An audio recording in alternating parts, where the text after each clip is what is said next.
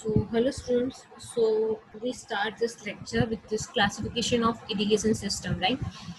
Irrigation projects in India are classified into the main three categories, which is main, major, medium, and minor. According to the area cultivated, we divided in these three categories of because of the classification of irrigation: major, medium, and minor.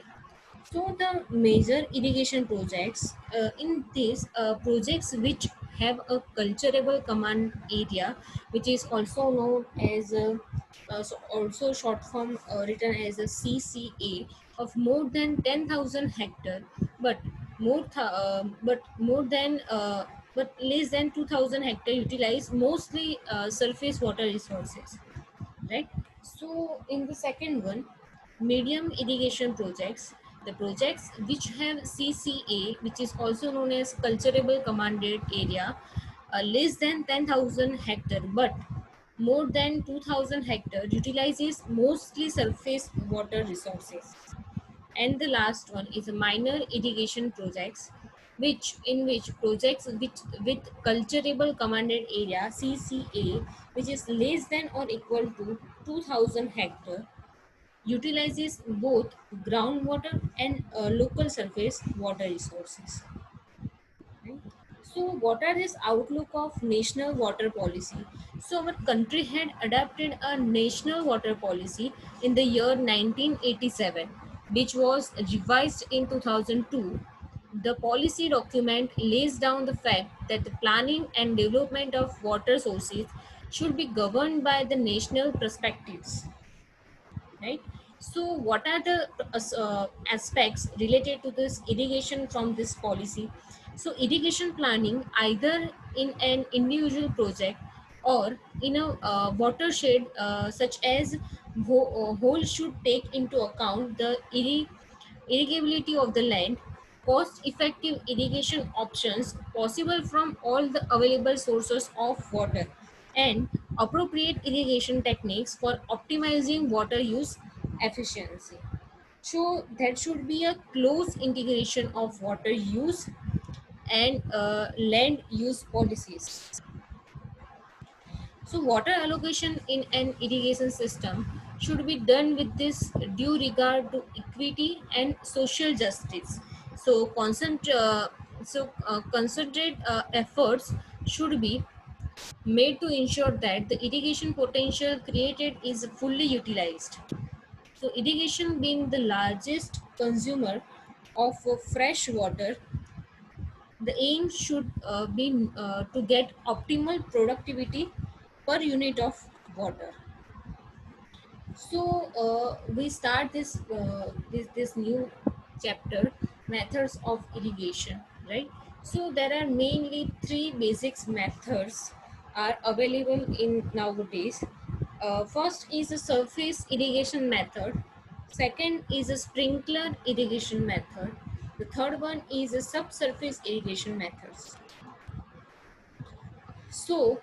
Mainly irrigation methods are divided into these four parts. First is a surface irrigation, second is subsurface irrigation, third one is a sprinkler irrigation, and last but not least, drip irrigation, right? For going forward, surface irrigation is also divided in these three parts. First one is a flooding method, second one is furrow method, and the last one is a contour farming, right? Flooding method is also divided into these two methods. First one is a wild flooding, second one is controlled flooding, right? And at the end of this chart, controlled flooding has also divided into these six parts. First one is a free flooding, second one is a contour laterals, third one is a border strips, fourth one is a check flooding, fifth one is a basic flooding, and the last six is a zigzag method, right? These all are these irrigation methods we learn in these chapters, right?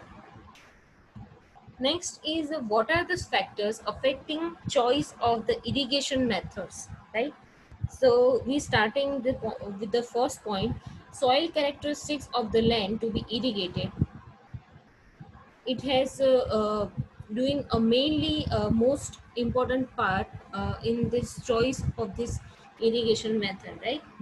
Second one is the topography of the area, the available water supply, type of crop and its water requirement, size of the stream supplying irrigation water, rate of infiltration of the soil, depth of the water table,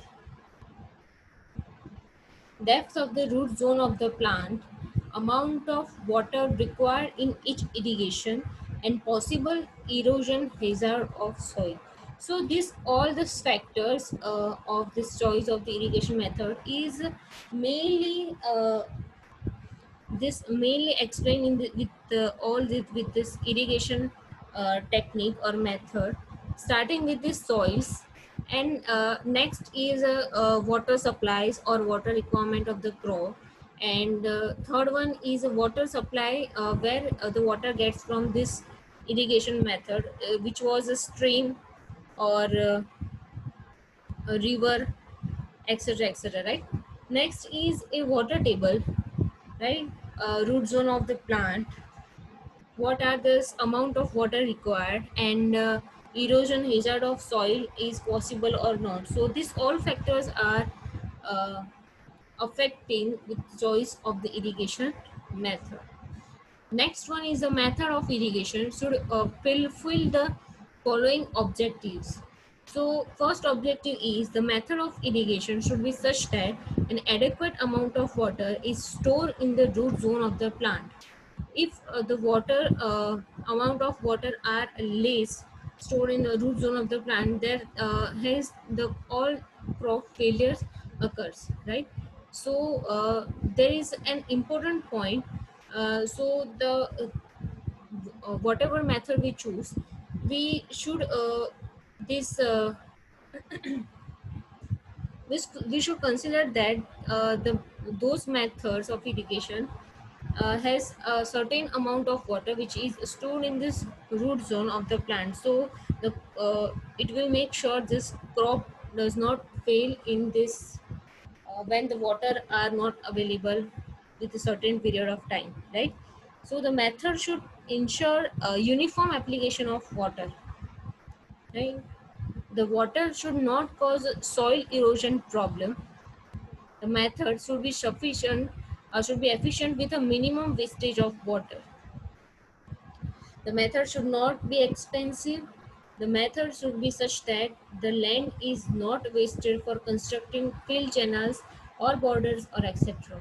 The method should be suitable for use with economical conveyance structure. The method should fit properly to the boundaries of the land to be irrigated. The method should not be inconvenient and difficult. And the last, the method should not cause waterlogging in the irrigated land, right? So here we stop our lecture here. In the next lecture we will learn about all these methods of irrigation we explain in this in the above chart, right?